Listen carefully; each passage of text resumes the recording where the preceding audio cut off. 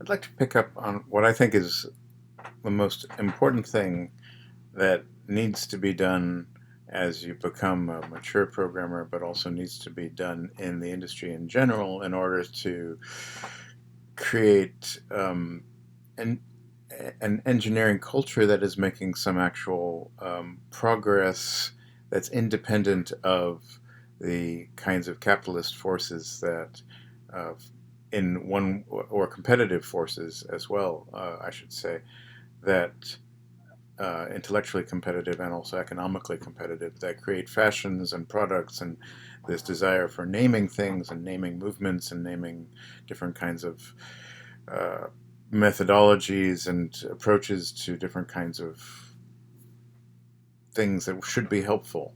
So helpful ideas need to be labeled in some ways in order for you to know that it's a helpful idea. You know, a lever has a name. It's had that name for a very long time. We don't know. Someone may have made some money on the first use of that word in English, but in any case, the important thing is that if we find important things, we've actually got that if there's things that really need to be done in computing, you've got to actually start targeting those things and not get distracted by the desire to create a new this or a new that or get control over this market or that market or make a lot of money or become famous or whatever. I mean, you know, if with integrity we would take something that seems really difficult and puzzling and which people have approached but which hasn't become a priority, and we would make it a priority in some fashion. So the one that bugs me, and I am more or less when I have conversations with older people about software, it bugs them too. These are people who maybe are like me, still programming after 40 years, and see the endless new libraries and new slightly adjusted programming languages, and they wonder why it is that nothing seems to be facilitating the most important stuff. That is our need to have more or less places in software for our ideas. That is, the ideas that express the goals, the essence of the application, in conversation with libraries and platforms and whatnot. But I mean, the primary thing is when you're actually creating some kind of thing, a product, you're making some stuff for some purpose.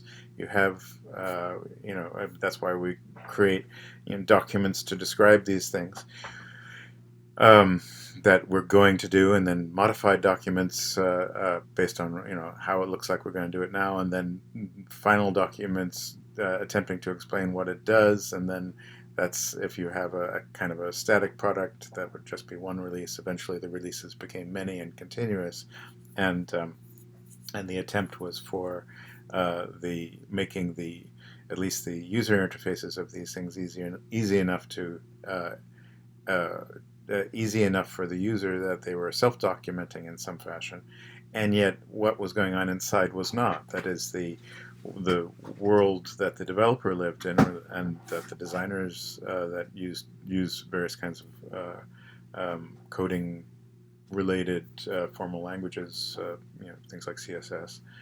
Uh, the things that they um, the situation inside of the programs as we moved um, from kind of static single process kinds of applications that either sat on a server or the equivalent of a server somewhere and continued to run, or they were sitting on a workstation or your desktop or your phone or whatever, and didn't change very often.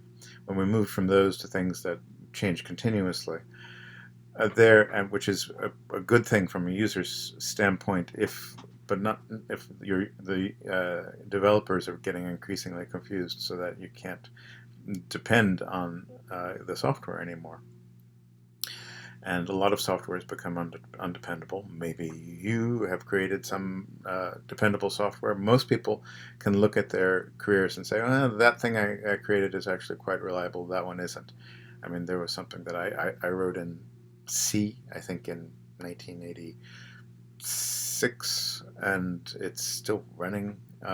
It's still running as a product for some corporate conformancy stuff in some companies here and there. I mean, it's very strange what becomes sort of consistently helpful versus what can sort of fall apart. And I mean, I've definitely written things that have fallen apart, or definitely I've written things that would be very difficult to get running right now. I've written things that I could run for a very long time, and then they eventually became unrunnable for unpredictable reasons, really. And everyone has that experience now with the change of the devices, because the more or less the demands of capital are that there's continuous expiration of devices, and that we continually get addicted to new stuff. And of course, there's competition for getting our attention, and so that requires. I mean, it's a very bad model for running civilization, but it requires that we throw out the old and don't really, how shall we say, learn anything from it.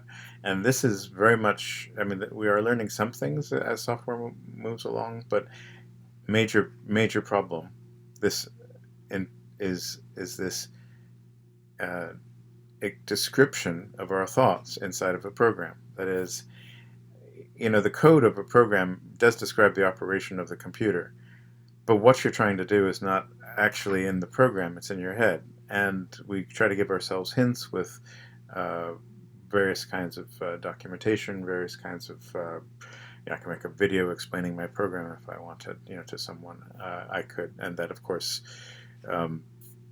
could be helpful to the next person. It could be helpful to me 5 years later, right? But I still need to describe somewhere the essence of the thing, and actually that can be kind of the starting point of and the end point of any development cycle for software, making software. So you can make it so that there is a description, an explanation, and to a certain degree you need to do this through the entire program, but to a certain degree also you need to have what more or less we think of as a configuration that describes the program. Configuration shouldn't be those things that are left over that that you need to change occasionally. I mean, that's a very weird notion of configuration. Configuration is a kind of I mean, in some sense, configure, you can sort of see that it's with the actual figure, and so you can sort of see that there's a sort of substance essence sort of duality there going on with it. But when we talk about describing the program,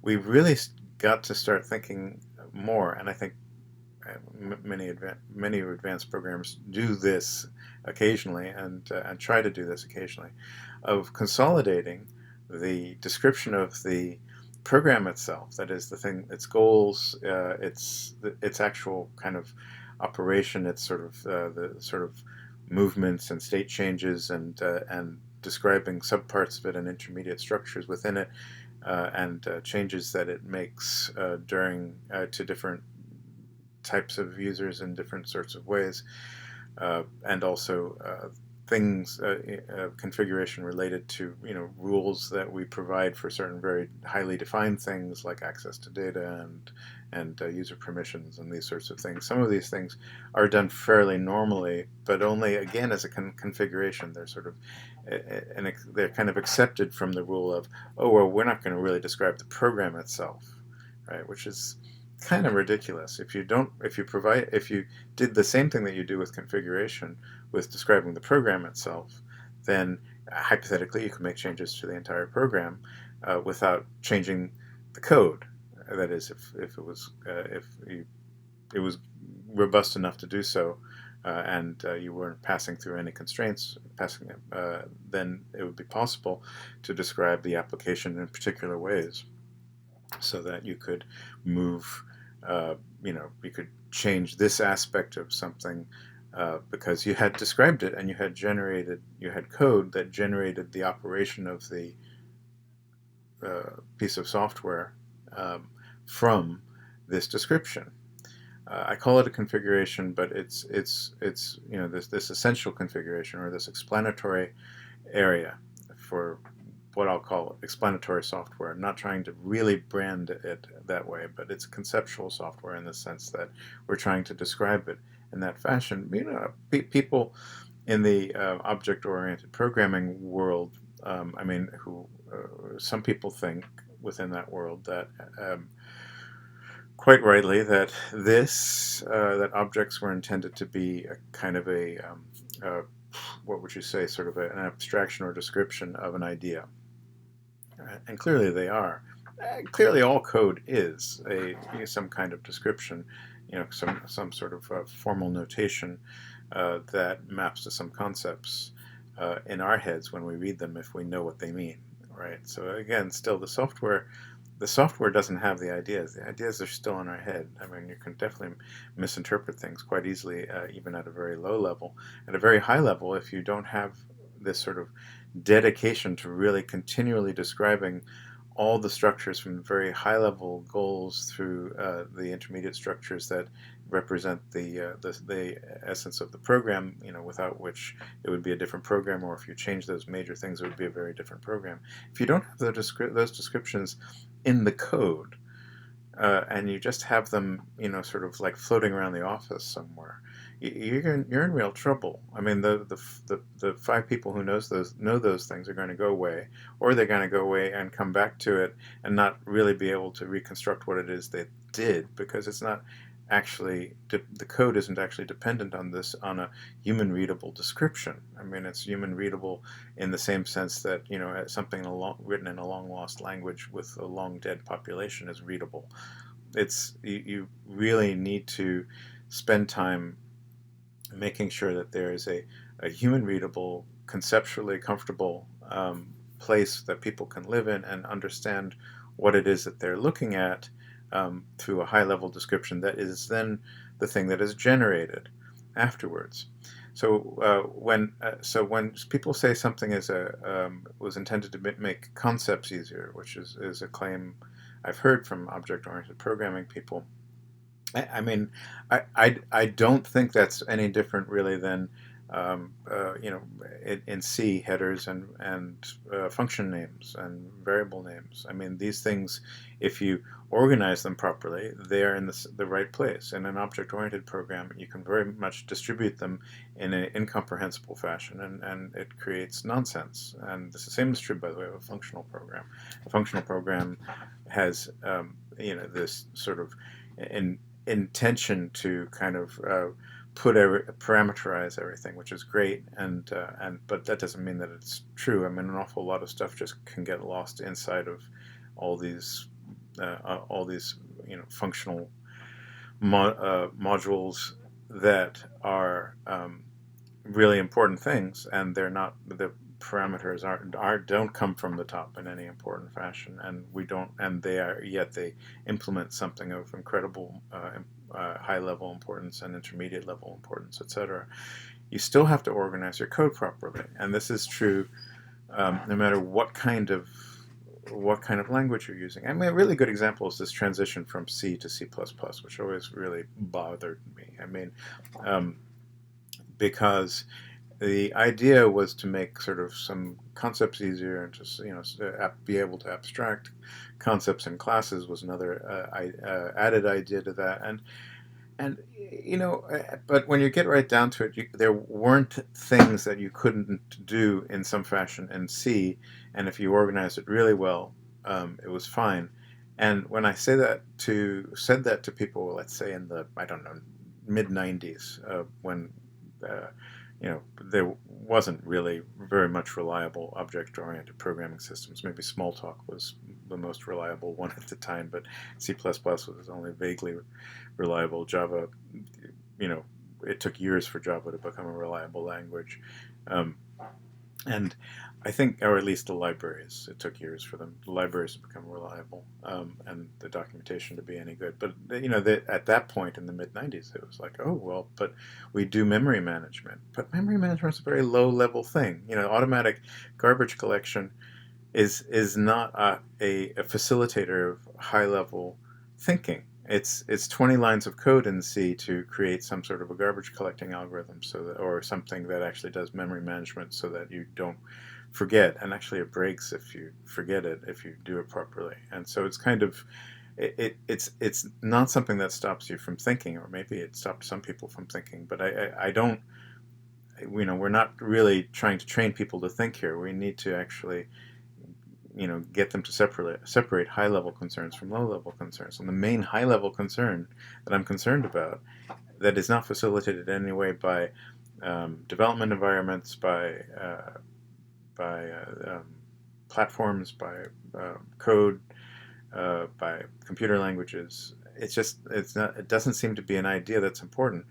Is this need to explain what it is that the application does in such a way that the application is generated from that thing, so that we can learn how to explain the things that we're doing.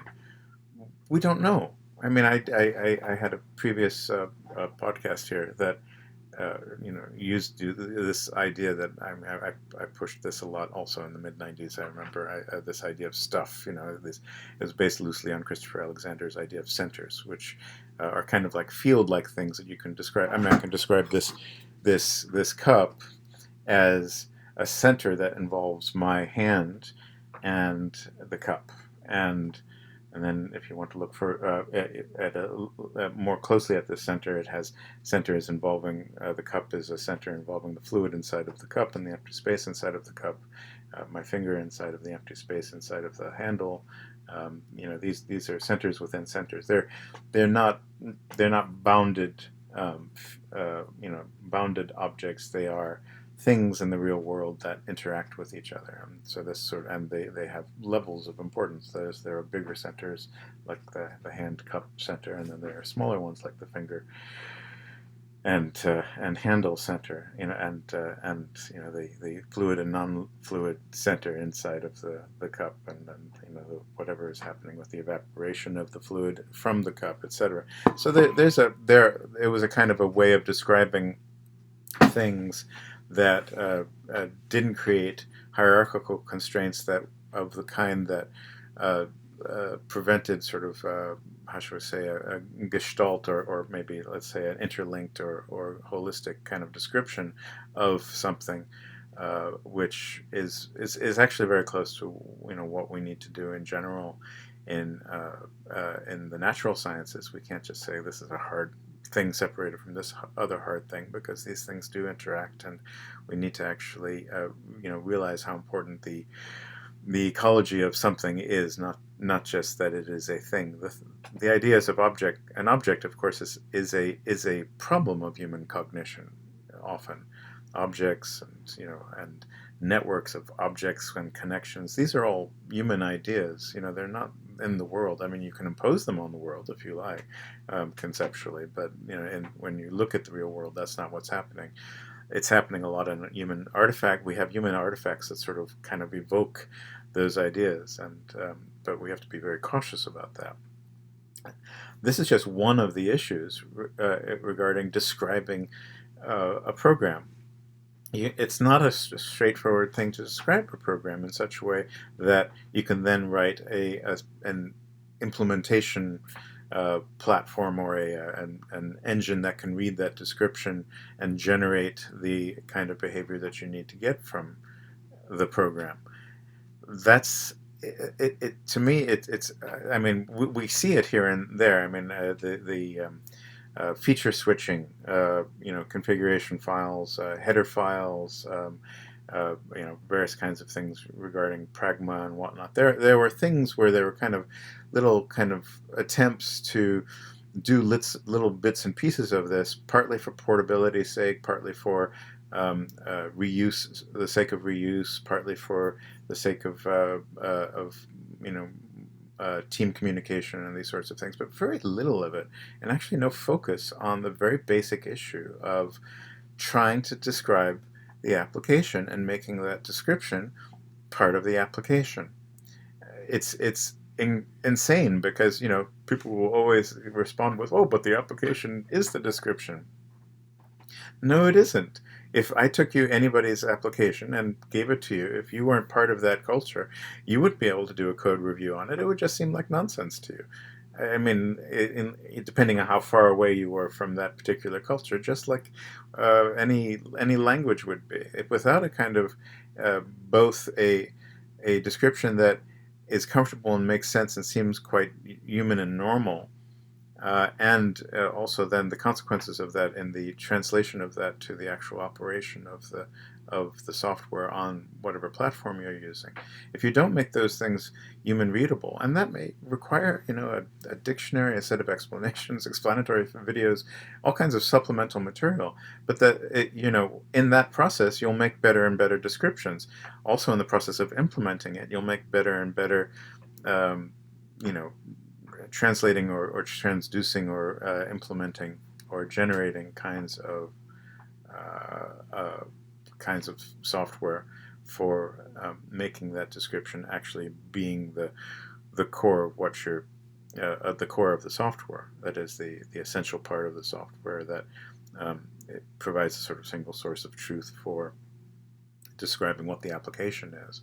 But I mean, words are just words. You will have to explain this stuff, but you will, I think, find that crafting a beautiful and accurate description of something that is, how shall we say, works well with human cognition and makes people comfortable and is explained in a comforting environment is something that we're basically not working on. And it's insane. I mean, people give up and say, "Oh well, let's let the machine generate the code for us." Much the way that factories have stopped trying to control what goes on in them and have just put little monitors and bits of machine learning around to examine the collected data and do some sort of analysis on how often things happen, so that then they can visualize it afterwards, as opposed to somehow um, maintaining control over the factory through a higher level description that would allow you to understand better what's actually going on.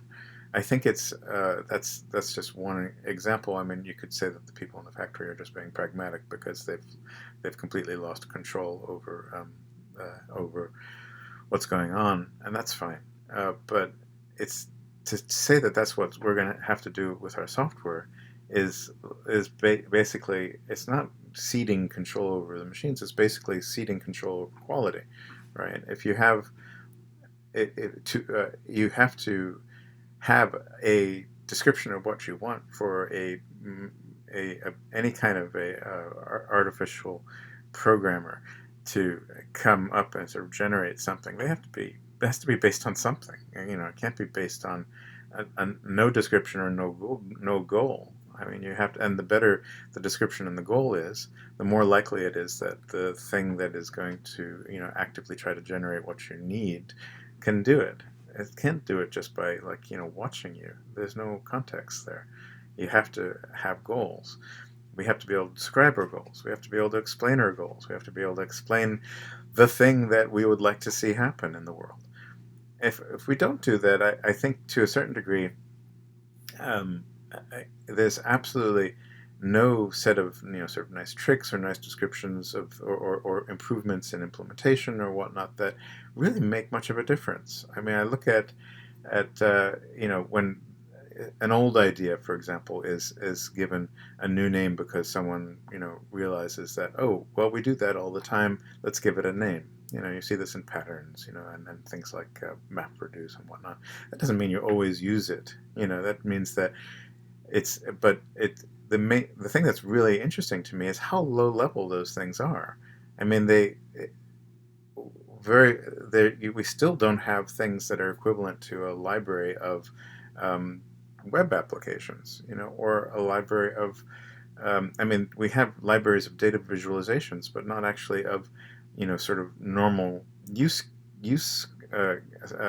useful sort of applications of those visualizations. I mean, we have lots of packages for doing data analysis, but we have sort of nothing for describing applications that would use those packages of data analysis. Because I mean, these things also come into categories of certain kinds of concepts, and that sort of thing is not happening. You don't have I cannot express, okay, I would like this kind of a web app. It basically does what Facebook does. It has feeds and profiles and pages, it does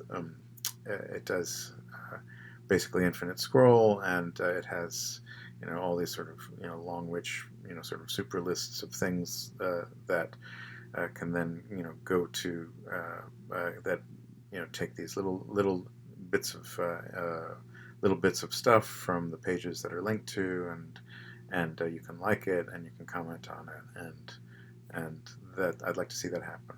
Okay, so that's Facebook, with more or less other stuff in the background that steals our data and does analytics on it and sells it in some way. I mean, so there's and a messaging system. You could do the same thing with an email application. You could say, well, email application has these properties. Generate that. What is the problem that people have with focusing on our higher level description of what we do, so that one, we can have an agreement about those things. Two, it'll be easier to write requirements documents. Three, it'll be easier to actually generate programs from requirement documents. I have this conversation with people all the time, and I think part of it is a fear of examining human qualities. I mean, people are very frightened about looking at their own minds, or realizing that the computer is actually just a product of our mental activity. For some reason, people find frightening. Yeah, I mean, we're just animals, and we are making these artifacts, and if you want to, and those things are really have, they're not part of the natural world. They're part of the artificial world. But that part of, if we look at the natural world, we're looking at our brains, and how it is that our particular brains, human brains, work with the kinds of things that we produce. And so, when we make a piece of software and we describe the thing that we're making, before we make it, and we modify that while we're making it, then we're looking at our own concepts. Really, we're looking at the sort of channels of human thought, and the constraints, and the tendencies, and all these sorts of things, and we're saying, yeah, that's not the real world. That's just what's going on inside of our heads. I don't think that's a problem. I mean, people kind of want a sort of, I don't know, they would like everything that they perceive to be true. They would like everything that they think to be true. I don't quite see that. We have to find out what it is that actually is a comfortable, reasonable explanation of those things that we want to do with programs.